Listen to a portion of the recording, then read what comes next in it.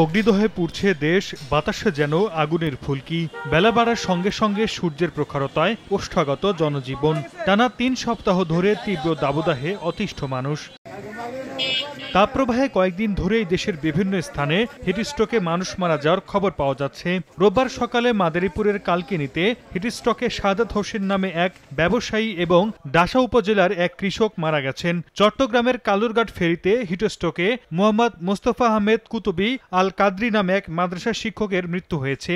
যশোরে ধান কাটতে গিয়ে হিটস্ট্রোকে এক স্কুল শিক্ষক মারা গেছেন। তাপপ্রবাহের প্রভাব পড়েছে হাসপাতালেও। শুরুতে জ্বর নিয়ে ভর্তি হলেও এখন বেড়েছে ডায়রিয়া আক্রান্ত রোগীর চাপ। গত ৩ দিনে ঝালকাঠি সদর হাসপাতালে ৭৪ জন শিশু ভর্তি হয়েছে। এছাড়া নওগাঁ সদর হাসপাতালে ১৭ শয্যায় শিশু ওয়ার্ডে ভর্তি ৯০ জন শিশু। সর্দার মোহাম্মদ আরিফ, সময় সংবাদ।